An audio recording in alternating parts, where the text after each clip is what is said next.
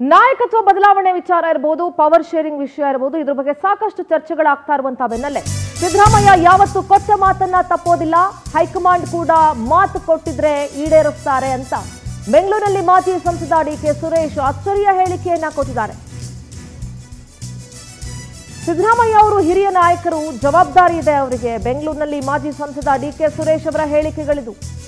ಹಾಗಾದ್ರೆ ಸಿದ್ದರಾಮಯ್ಯ ಅವರು ಏನಾದರೂ ಮಾತು ಕೊಟ್ಟಿದ್ರ ಡಿಕೆ ಶಿವಕುಮಾರ್ ಅವರಿಗೆ ಅನ್ನೋ ಪ್ರಶ್ನೆ ಇಲ್ಲಿ ಖಂಡಿತವಾಗ್ಲೂ ಉದ್ಭವ ಆಗುತ್ತೆ.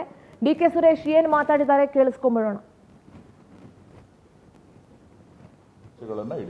ಆ ತರದ್ದೇನೂ ಇಲ್ಲ. ನಾನು ಹೇಳಿದ್ನಲ್ಲ, ಅವರು ನಮ್ಮ ಮುಖ್ಯಮಂತ್ರಿಗಳ ಜೊತೆ ನಾವು ಅನೇಕ ವಿಚಾರಗಳನ್ನ ಮಾತನಾಡ್ತೀವಿ. ಸೊ ನಾನು ಯಾವುದು ಕೂಡ ಅಧಿಕಾರದ ವಿಚಾರ ಮತ್ತೊಂದು ವಿಚಾರ ನಾನು ಮಾತಾಡೋಷ್ಟು ದೊಡ್ಡವನಲ್ಲ, ಗೊತ್ತಾಯ್ತಲ್ಲ. ಅವರು ಹಿರಿಯ ನಾಯಕರಿದ್ದಾರೆ, ಅವ್ರಿಗೆ ಜವಾಬ್ದಾರಿ ಇದೆ.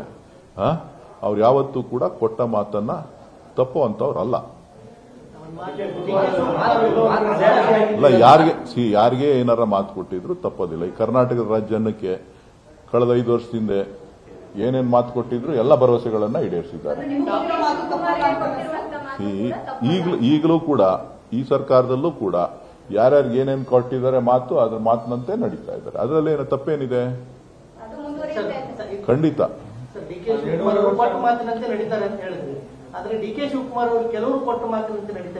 ಅದ್ ನನಗೆ ಗೊತ್ತಿಲ್ಲ. ನನಗೆ ನೀವು ದೊಡ್ಡವ್ರ ಮಾತನ್ನ ಕೇಳಬೇಕು. ನನ್ನನ್ನು ಕೇಳಿದ್ರೆ ನಾನೇನ್ ಹೇಳಲಿ? ನನ್ನ ವಿಚಾರ. ನಮ್ಮ ಅಣ್ಣನಿಗೆ ಅದೃಷ್ಟ ಇದ್ರೆ ಮುಖ್ಯಮಂತ್ರಿ ಆಗ್ತಾರೆ ಅಂತ ಬೆಂಗಳೂರಿನಲ್ಲಿ ಮಾಜಿ ಸಂಸದ ಡಿಕೆ ಸುರೇಶ್ ಹೇಳಿಕೆ ಕೊಟ್ಟಿದ್ದಾರೆ. ನಾನು ಯಾವಾಗ್ಲೂ ಆಶಾದಾಯಕವಾಗಿರ್ತೇನೆ, ಹಿಂದೆ ತಿರುಗಿ ನೋಡಲ್ಲ, ಮುಂದೆ ನೋಡ್ತಾ ಇರ್ತೀನಿ. ನಮ್ಮ ಅಣ್ಣನಿಗೆ ಅದೃಷ್ಟ ಇದ್ರೆ ಅವ್ರು ಮುಖ್ಯಮಂತ್ರಿ ಆಗ್ತಾರೆ. ಯಾರ ಹಣೆಯಲ್ಲಿ ಏನ್ ಬರ್ದಿದ್ಯೋ ಗೊತ್ತಿಲ್ಲ, ಅದೇನೇ ಇದ್ರೂ ನಮ್ಮ ವರಿಷ್ಠರು ನೋಡ್ಕೊಳ್ತಾರೆ ಅಂತ ಬೆಂಗಳೂರಲ್ಲಿ ಮಾಜಿ ಸಂಸದ ಡಿಕೆ ಸುರೇಶ್ ಮಾತನಾಡಿದ್ದಾರೆ. ಈ ನಿಟ್ಟಿನಲ್ಲಿ ತಮ್ಮ ಅಣ್ಣ ಡಿಕೆ ಶಿವಕುಮಾರ್ ಮುಖ್ಯಮಂತ್ರಿ ಆಗಬೇಕು ಅನ್ನುವಂತ ಮಹದಾಸೆಯನ್ನ ಹೊರಹಾಕಿದ್ದಾರೆ.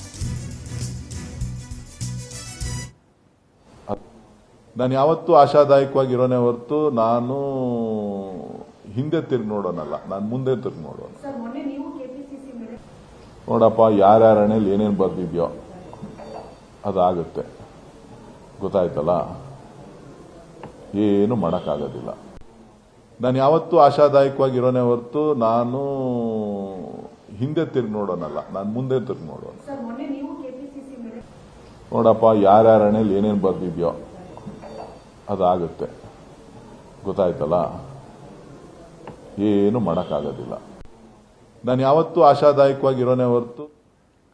ನೋಡಿ, ಇಷ್ಟು ದಿನಗಳ ಕಾಲ ಡಿಕೆ ಶಿವಕುಮಾರ್ ಅವರ ಬಾಯಲ್ಲಿ ಪ್ರತಿಫಲದ ಮಾತುಗಳು ಬರ್ತಾ ಇತ್ತು. ಆದರೆ ಈಗ ಡಿಕೆ ಸುರೇಶ್ ಅವರ ಬಾಯಲ್ಲೂ ಶ್ರಮ ಮತ್ತು ಪ್ರತಿಫಲದ ಮಾತುಗಳು ಬರ್ತಾ ಇದೆ. ಶ್ರಮಕ್ಕೆ ಪ್ರತಿಫಲ ಇರುತ್ತೆ, ಅದಕ್ಕೆ ಸರ್ಕಾರವೇ ಉದಾಹರಣೆ ಅಂತ ಶ್ರಮ ಮತ್ತು ಪ್ರತಿಫಲದ ಮಾತುಗಳನ್ನ ಡಿಕೆ ಸುರೇಶ್ ಕೂಡ ಮಾತನಾಡಿದ್ದಾರೆ. ಒಂದಲ್ಲ ಒಂದು ದಿನ ಅಣ್ಣನ ಶ್ರಮಕ್ಕೆ ಪ್ರತಿಫಲ ಸಿಗುತ್ತೆ, ನಂಬಿಕೆ ಭರವಸೆ ಮೇಲೆ ನಾವೆಲ್ಲ ಬದುಕ್ತಾ ಇರೋದು. ನಮ್ಮಣ್ಣ ಸಿಎಂ ಆಗಬೇಕು ಅನ್ನೋ ಆಸೆ ನನಗೂ ಇದೆ ಅಂತ ಬೆಂಗಳೂರಲ್ಲಿ ಮಾಜಿ ಸಂಸದ ಡಿಕೆ ಸುರೇಶ್ ಹೇಳಿಕೆ ಕೊಟ್ಟಿದ್ದಾರೆ. ಶ್ರಮಕ್ಕೆ ಖಂಡಿತ ಪ್ರತಿಫಲ ಇದ್ದೇ ಇದೆ. ಅದಕ್ಕೋಸ್ಕರನೇ ಕಾಂಗ್ರೆಸ್ ಸರ್ಕಾರ ಅಧಿಕಾರಕ್ಕೆ ಬಂದಿತ್ತು. ಒಂದಲ್ಲ ಒಂದಿನ ಸಿಗುತ್ತೆ, ಕಾದ್ ನೋಡ್ಬೇಕು. ನನಗೆ ಗೊತ್ತಿಲ್ಲ. ಭರವಸೆಗಳ ಮೇಲೆ ನಾವು ಬದುಕ್ತಾ ಇರೋದು, ನಂಬಿಕೆ ಮೇಲೆ ನಾವಿರೋದು. ಶ್ರಮಕ್ಕೆ ಖಂಡಿತ ಪ್ರತಿಫಲ ಇದ್ದೇ ಇದೆ. ಅದಕ್ಕೋಸ್ಕರನೇ ಕಾಂಗ್ರೆಸ್ ಸರ್ಕಾರ ಅಧಿಕಾರಕ್ಕೆ ಬಂದಿತ್ತು. ಒಂದಲ್ಲ ಒಂದಿನ ಸಿಗುತ್ತೆ, ಕಾದ್ ನೋಡ್ಬೇಕು. ನನಗೆ ಗೊತ್ತಿಲ್ಲ. ಭರವಸೆಗಳ ಮೇಲೆ ನಾವು ಬದುಕ್ತಾ ಇರೋದು.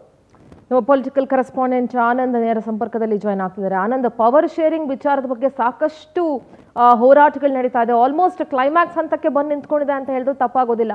ಕಡೆಯದಾಗಿ ಶತಾಯಗತಾಯ ಏನೆಲ್ಲ ಪ್ರಯತ್ನಗಳನ್ನ ಮಾಡಬೇಕು, ಎಲ್ಲವನ್ನ ಮಾಡಬೇಕು ಅನ್ಕೊಂಡಿರುವಂತಹ ಡಿಕೆ ಬ್ರದರ್ಸ್ ಈಗ ಡಿಕೆ ಸುರೇಶ್ ಅವರ ಬಾಯಿಗಳಲ್ಲಿ ಬಂದಿರುವಂತಹ ಹೇಳಿಕೆಗಳು ಸಿದ್ದರಾಮಯ್ಯನವರು ಕೊಟ್ಟ ಮಾತನ್ನ ತಪ್ಪೋದಿಲ್ಲ ಅಂತ ಹೇಳಿರೋದು. ಹಾಗಾದ್ರೆ ಮುಖ್ಯಮಂತ್ರಿ ಸ್ಥಾನವನ್ನ ಬಿಡ್ಕೊಡ್ತೀನಿ 2.5 ವರ್ಷ ಆದ್ಮೇಲೆ ಅಂತ ಸಿಎಂ ಏನಾದರೂ ಮಾತು ಕೊಟ್ಟಿದ್ದಾರಾ ಆನಂದ್? ಸಿಂಧೂರ ರಾಜ್ಯದ ನಾಯಕರು ಈ ರೀತಿ ಸಿದ್ದರಾಮಯ್ಯ ಪರವಾಗಿ ಡಿ ಕೆ ಶಿವಕುಮಾರ್ ಅವರ ಪರವಾಗಿ ಮಾತನಾಡ್ತಾ ಇದ್ದಾರೆ. ಅದು ಇದುವರೆಗೂ ಕೂಡ ಹೈಕಮಾಂಡ್ ನಾಯಕರು ಈ ಒಂದು ಒಪ್ಪಂದದ ಬಗ್ಗೆ ಇದುವರೆಗೂ ಅವರು ತುಟಿಯನ್ನ ಬೀಸ್ತಾ ಇಲ್ಲ. ಹೀಗಾಗಿಯೇ ರಾಜ್ಯ ಕಾಂಗ್ರೆಸ್ನಲ್ಲಿ ಬಹಳಷ್ಟು ಒಂದು ಗೊಂದಲಗಳು ಶುರುವಾಗಿರ್ತಕ್ಕಂಥದ್ದು. ಮತ್ತೊಂದೆಡೆ ನಾಳೆಗೆ ಸರ್ಕಾರಕ್ಕೆ 2.5 ವರ್ಷ ಪೂರೈಕೆ ಆಗ್ತಾ ಇದೆ. ಮತ್ತೆ ಸಿದ್ದರಾಮಯ್ಯನವರು ಕೂಡ ಅಧಿಕಾರ ವಹಿಸಿಕೊಂಡು 2.5 ವರ್ಷ ಆಗ್ತಾ ಇದೆ. ಈ ಸಂದರ್ಭದಲ್ಲಿ ಡಿ ಕೆ ಸುರೇಶ್ ಅವರು ಕೊಟ್ಟಂತ ಸ್ಟೇಟ್ಮೆಂಟ್ ತೀವ್ರ ಒಂದು ಕುತೂಹಲಕ್ಕೆ ಕಾರಣವಾಗಿರ್ತಕ್ಕಂಥದ್ದು. ಯಾಕಂದ್ರೆ ಪವರ್ ಶೇರಿಂಗ್ ವಿಚಾರವನ್ನ ಅವರ ಸ್ಟೇಟ್ಮೆಂಟ್ ಮೂಲಕ ಅವರು ಸಿದ್ದರಾಮಯ್ಯ ಮತ್ತು ಹೈಕಮಾಂಡ್ಗೆ ರಿಮೈಂಡರ್ ಮಾಡ್ತಕ್ಕಂಥ ಒಂದು ಕೆಲಸವನ್ನು ಕೂಡ ಮಾಡಿದ್ದಾರೆ. ಸಿದ್ದರಾಮಯ್ಯನವರು ಯಾವತ್ತೂ ಮಾತು ತಪ್ಪೋರಲ್ಲ. ಅವ್ರ ಹಿಂದೆ ರಾಜ್ಯದ ಜನತೆಗೆ ಕೊಟ್ಟಂತ ಮಾತನ್ನ ಈಡೇರಿಸಿಕೊಟ್ಟಿದ್ದಾರೆ. ಅವರು ಹಿರಿಯ ನಾಯಕರು, ಮಾತೇನು ಕೊಟ್ಟಿರ್ತಾರೆ ಅದನ್ನ ಈಡೇರಿಸ್ತಾರೆ, ಮತ್ತೆ ಮಾತು ತಪ್ಪೋದಿಲ್ಲ ಅನ್ನೋ ಮಾತನ್ನ ಸ್ಪಷ್ಟವಾಗಿ ಡಿ ಕೆ ಸುರೇಶ್ ಅವರು ಹೇಳಿರ್ತಕ್ಕಂಥದ್ದು. ಆ ಮೂಲಕ ಈ ರೀತಿಯ ಒಂದು ಒಪ್ಪಂದದ ಬಗ್ಗೆನೂ ಕೂಡ ಪರೋಕ್ಷವಾಗಿ ಡಿ ಕೆ ಸುರೇಶ್ ಅವರು ಸುಳುವನ್ನ ಕೊಟ್ಟಿರ್ತಕ್ಕಂಥದ್ದು.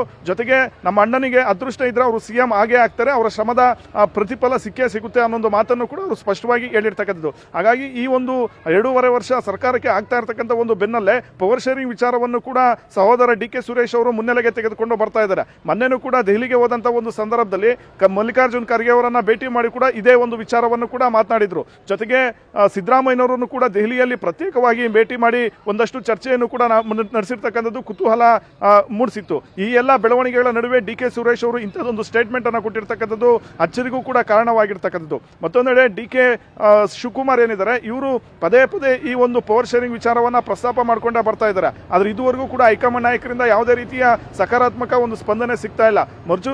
ಮಲ್ಲಿಕಾರ್ಜುನ್ ಖರ್ಗೆ ಅವರನ್ನ ಭೇಟಿ ಮಾಡಿದಂತ ಸಂದರ್ಭದಲ್ಲೂ ಕೂಡ ಅವರು ಕೇವಲ ತಲೆ ಸವರಿ ಕಳಿಸ್ತಕ್ಕಂಥ ಒಂದು ಕೆಲಸವನ್ನು ಕೂಡ ಮಾಡ್ತಾ ಇದ್ದಾರೆ. ಹೀಗಾಗಿ ಎಲ್ಲೋ ಒಂದ್ ಕಡೆ ಡಿ ಕೆ ಶಿವಕುಮಾರ್ ಅವರು ಕೂಡ ಬಹಳಷ್ಟು ಒಂದು ಬೇಸರಗೊಂಡಂತ ಒಂದು ಹಿನ್ನೆಲೆಯಲ್ಲಿ ತಮ್ಮ ಅಣ್ಣನ ಪರವಾಗಿ ಈಗ ಡಿ ಕೆ ಸುರೇಶ್ ಅವರು ಅಖಾಡಕ್ಕೆ ಇಳಿದಿರ್ತಕ್ಕಂಥದ್ದು. ಹಾಗಾಗಿ ಹೈಕಮಾಂಡ್ ಏನಾದ್ರೂ ಒಂದು ವೇಳೆ ಈ ರೀತಿಯ ಒಂದು ಪವರ್ ಶೇರಿಂಗ್ ವಿಚಾರವನ್ನ ಮರ್ತಿದ್ರೆ ಅವರಿಗೆ ರಿಮೈಂಡರ್ ಮಾಡ್ತಕ್ಕಂಥ ಒಂದು ಕೆಲಸವನ್ನ ಅವರಿಗೆ ನೆನಪಿಸ್ತಕ್ಕಂಥ ಒಂದು ಕೆಲಸವನ್ನ ಡಿ ಕೆ ಸುರೇಶ್ ಅವರು ಮಾಡ್ತಾ ಇರ್ತಕ್ಕಂಥದ್ದು. ಹಾಗಾಗಿ ಪದೇ ಪದೇ ತಮ್ಮ ಅಣ್ಣನಿಗೆ ಅದೃಷ್ಟ ಇದ್ರೆ ಸಿಎಂ ಆಗ್ತಾರೆ ಅನ್ನೊಂದು ಹೇಳಿಕೆ ನೀಡುವ ಮೂಲಕ ಸೆಂಟಿಮೆಂಟ್ ಅಸ್ತ್ರವನ್ನು ಕೂಡ ಡಿ ಕೆ ಬ್ರದರ್ಸ್ ಇಲ್ಲಿ ಪ್ರಯೋಗ ಮಾಡ್ತಾ ಇರ್ತಕ್ಕಂಥದ್ದು. ಮತ್ತೆ 2.5 ವರ್ಷ ಸರ್ಕಾರಕ್ಕೆ ಆಗಿದೆ. ಈ ಸಂದರ್ಭದಲ್ಲಿ ಡಿ ಕೆ ಸುರೇಶ್ ಮತ್ತೆ ಡಿ ಕೆ ಶಿವಕುಮಾರ್ ಇಬ್ಬರು ನನ್ನ ಧ್ವನಿ ಕೇಳಿಸ್ತಾ ಇದೆಯಾ? ಬಿ ಆನ್ ಲೈನ್ ಅಲ್ಲಿ ನಾನು ಮತ್ತೆ ನಿಮ್ಮನ್ನ ಸಂಪರ್ಕಕ್ಕೆ ತೆಗೆದುಕೊಳ್ತೀನಿ. ರಾಜ್ಯ ಕಾಂಗ್ರೆಸ್ ನಲ್ಲಿ ಪವರ್ ಶೇರಿಂಗ್ ಬಿರುಗಾಳಿ ಬೀಸ್ತಾ ಇದೆ. ಈಗ ಕ್ಲೈಮ್ಯಾಕ್ಸ್ ಹಂತವನ್ನ ತಲುಪಿದೆ ಕುರ್ಚಿಯಾಟ. As I rightly told, climax ಹಂತಕ್ಕೆ ಬಂದಿದೆ ಈ ಪವರ್ ಶೇರಿಂಗ್ ಆಟಗಳು. ಸದಾಶಿವನಗರ ನಿವಾಸದಲ್ಲಿ ಕೂತ್ಕೊಂಡು ಗೇಮ್ ಪ್ಲಾನ್ ಮಾಡ್ತಾ ಇದ್ದಾರೆ. ಮನೆಯಲ್ಲೇ ಕೂತ್ಕೊಂಡು D K brothers game plan ಮಾಡ್ತಾ ಇದ್ದಾರೆ. 1 ಗಂಟೆಯಿಂದ ಡಿ ಕೆ ಬ್ರದರ್ಸ್ ರಹಸ್ಯ ಚರ್ಚೆಯನ್ನ ನಡೆಸ್ತಾ ಇದ್ದಾರೆ. ಯಾರ ಭೇಟಿಗೂ ಅವಕಾಶವನ್ನ ನೀಡದೆ ರಹಸ್ಯ ಸಭೆಯನ್ನ ಅಣ್ಣ ತಮ್ಮಂದ್ರು ನಡೆಸ್ತಾ ಇದ್ದಾರೆ. ಮತ್ತೊಂದು ಕಡೆ ಬೆಂಗಳೂರು ಕಡೆ ಸಿಎಂ ಪ್ರಯಾಣವನ್ನ ಬೆಳೆಸಿದ್ದಾರೆ. ಮೈಸೂರಿನಲ್ಲಿ ವಾಸ್ತವ್ಯ ಹೂಡಬೇಕಾಗಿತ್ತು ಸಿದ್ದರಾಮಯ್ಯ ಅವರು. ಆದ್ರೆ ದಿಢೀರಂತ ಬೆಂಗಳೂರಿನತ್ತ ಸಿದ್ದರಾಮಯ್ಯ ಪ್ರಯಾಣವನ್ನ ಬೆಳೆಸ್ತಾ ಇದ್ದಾರೆ. ಇದೆಲ್ಲವೂ ಕೂಡ ಕುತೂಹಲ ಮೂಡಿಸಿದೆ. ಉಭಯ ನಾಯಕರ ನಡೆ ಇದೆಯಲ್ಲ ಬಹಳಷ್ಟು ಕ್ಯೂರಿಯಾಸಿಟಿಯನ್ನ ಮೂಡಿಸ್ತಾ ಇದೆ. ಒಂದು ಕಡೆ ನಿಜ ಹೇಳಬೇಕು ಅಂದ್ರೆ ಅವರ ಪಕ್ಷದ ಸಚಿವ ಸಂಪುಟದಲ್ಲಿ ಇರೋರಿಗೇನೆ ಅಥವಾ ಶಾಸಕರುಗಳಿಗೇನೆ ಏನಾಗ್ತಿದ್ಯಪ್ಪ ಅನ್ನುವಂಥ ಪ್ರಶ್ನೆಗಳು ಮೂಡ್ತಾ ಇರ್ಬೋದು. ನಿಮ್ಮ ಪೊಲಿಟಿಕಲ್ ಕರೆಸ್ಪಾಂಡೆಂಟ್ ಆನಂದ್ ಇದ್ದಾರೆ, ನೇರ ಸಂಪರ್ಕದಲ್ಲಿ ಮಾತನಾಡ್ತಾ ಹೋಗ್ತೀನಿ. ಆನಂದ್, ಸಿದ್ದರಾಮಯ್ಯ ಅವರು ಮೈಸೂರಿನಲ್ಲಿ ವಾಸ್ತವ್ಯ ಹೂಡಬೇಕಾಗಿದ್ದವರು ಇದ್ದಕ್ಕಿದ್ದಂಗೆ ಈಗ ಬೆಂಗಳೂರು ಕಡೆ ಪ್ರಯಾಣ ಬೆಳೆಸ್ತಾ ಇದ್ದಾರೆ. ಇನ್ನೊಂದು ಕಡೆ ಸದಾಶಿವನಗರದ ತಮ್ಮ ನಿವಾಸದಲ್ಲಿ ಡಿ ಕೆ ಬ್ರದರ್ಸ್ ರಹಸ್ಯ ಮಾತುಕತೆಯಲ್ಲಿ ತೊಡಗಿಸ್ಕೊಂಡಿದ್ದಾರೆ. ಏನ್ ನಡೀತಾ ಇದೆ ಕಾಂಗ್ರೆಸ್ ಪಾಳ್ಯದಲ್ಲಿ ಆನಂದ್?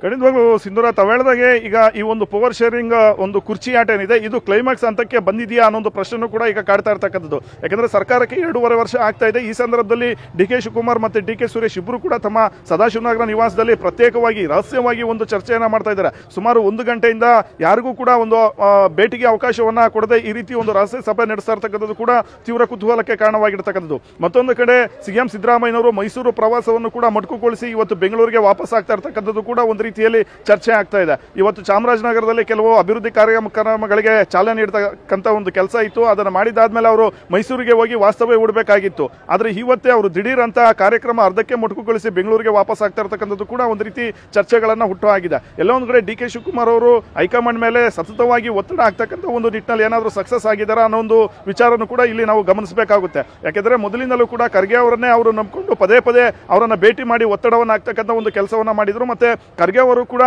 ಇವರಿಗೆ ಒಂದು ಭರವಸೆಯನ್ನ ಕೊಟ್ಟಿದ್ರು. ಅಂತಿಮವಾಗಿ ಈಗ ಸೋನಿಯಾ ಗಾಂಧಿ ಮತ್ತು ರಾಹುಲ್ ಗಾಂಧಿ ಭೇಟಿಗೂ ಕೂಡ ಡಿ ಕೆ ಶಿವಕುಮಾರ್ ಅವರು ಮುಂದಾಗಿರ್ತಕ್ಕಂಥದ್ದು ರಾಜ್ಯ ಕಾಂಗ್ರೆಸ್ನಲ್ಲಿ ಬದಲಾವಣೆಯ ಒಂದು ಬಿರುಗಾಳಿಯನ್ನ ಎಬ್ಸಿರ್ತಕ್ಕಂಥದ್ದು.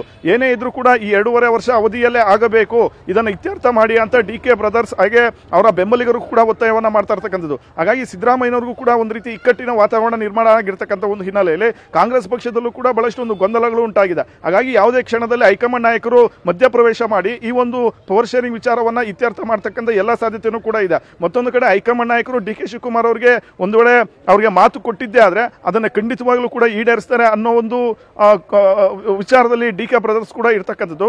ಎಲ್ಲ ಒಂದು ಬೆಳವಣಿಗೆಗಳನ್ನ ನೋಡ್ತಾ ಇದ್ರೆ ಇನ್ನೊಂದು 2-3 ದಿನದಲ್ಲಿ ಏನಾದ್ರೂ ಅಚ್ಚರಿಯ ಒಂದು ಬೆಳವಣಿಗೆ ಅಥವಾ ರಾಜ್ಯ ಕಾಂಗ್ರೆಸ್ನಲ್ಲಿ ಒಂದು ಸ್ಫೋಟಕ ಬೆಳವಣಿಗೆ ಆಗ್ತಕ್ಕಂಥ ಒಂದು ಸಾಧ್ಯತೆಗಳು ಕೂಡ ನಾವು ಅಲ್ಲಗೆಳೆಯುವಂತೆ ಇಲ್ಲ. ಯಾಕೆಂದ್ರೆ ಮೊದಲಿಂದಲೂ ಕೂಡ ಡಿ ಕೆ ಬ್ರದರ್ಸ್ ಅವರು ಇದೇ ಒಂದು ವಿಚಾರವನ್ನ ಪ್ರಸ್ತಾಪ ಮಾಡಿಕೊಂಡು ಗದ್ದುಗೆ ಏರ್ಲೇಬೇಕು ಅನ್ನೋ ಒಂದು ಪಣವನ್ನ ತೊಟ್ಟಿದ್ದಾರೆ. ಮತ್ತೊಂದು ಕಡೆ ಹೈಕಮಾಂಡ್ ನಾಯಕರ ಒಂದು ನಡೆ ಏನಿದೆ, ಇವರ ನಡೆನೂ ಕೂಡ ತೀವ್ರ ಕುತೂಹಲ ಮೂಡಿಸಿದೆ. ಥ್ಯಾಂಕ್ ಯು ಆನಂದ್, ನಿಮ್ಮೆಲ್ಲ ಡೀಟೇಲ್ಸ್ಗಾಗಿ.